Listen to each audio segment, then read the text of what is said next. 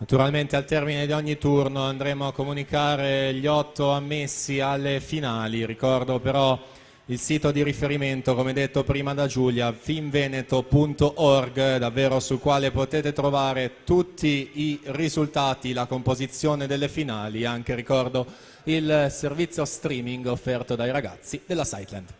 In acqua c'è la batteria numero 1, presentiamo la seconda con Andrea Vernoli alla 2, Sofia Sandri alla 3, Ginevra Fissi 4, Martina De Favere alla 5, Diletta Marini alla 6, Giulia Donini alla 7.